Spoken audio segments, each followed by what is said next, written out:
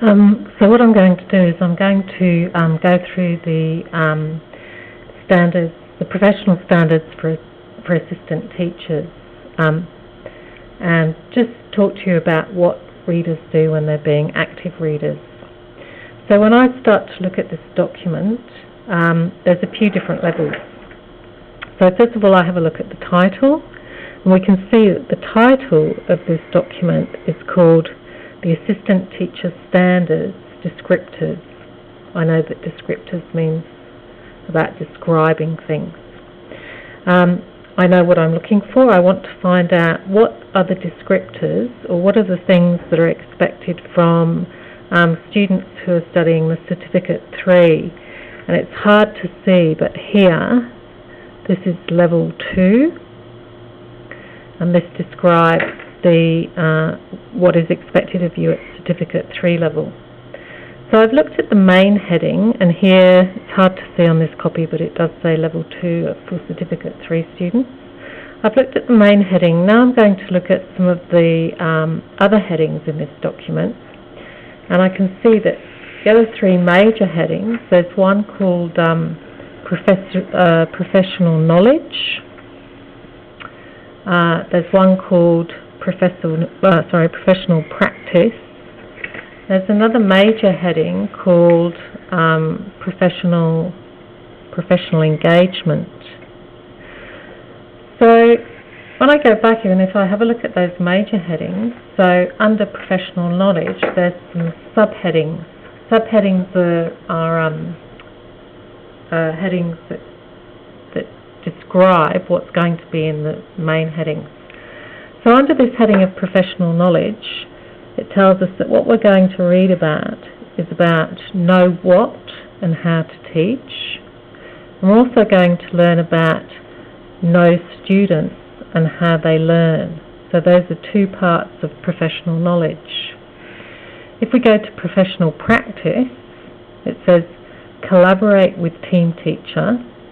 Collaborate means work with, work together. Collaborate with team teacher to plan for and implement effective teaching and learning, and contribute to maintaining a safe and challenging learning environment.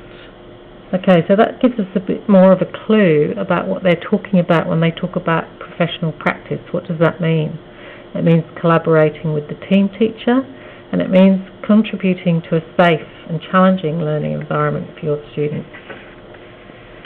Also under the professional practice heading that we saw earlier is this one, contribute to assessment, providing feedback and reporting on student progress. And then under professional engagement, it says engage in professional learning. Not sure what that means at the moment, but we'll find out more when we look at the other parts of the document. And engage professionally with colleagues, parents, carers, and community members.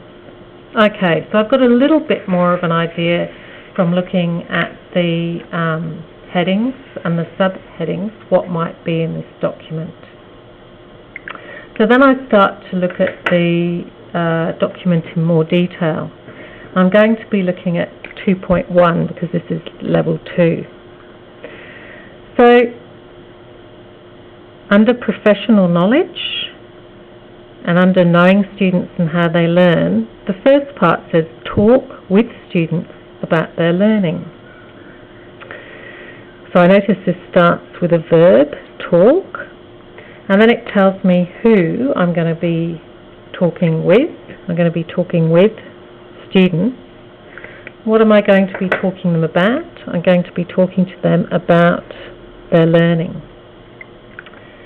The next one under know students and how they learn, it says provide students with additional learning support as identified with the team teacher. So the verb in that sentence is provide.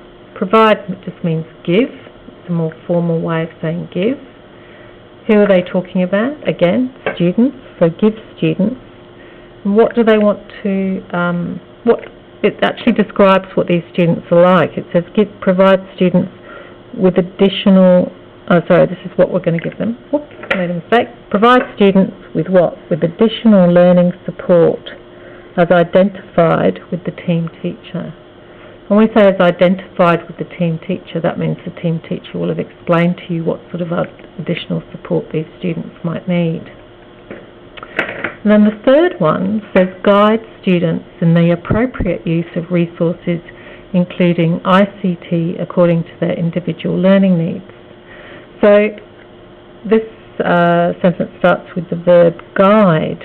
Guide is about not telling students exactly what to do, but waiting to see if they can work out how to do it, and if they can't or they're not sure, helping them, guiding them on the right pathway to that.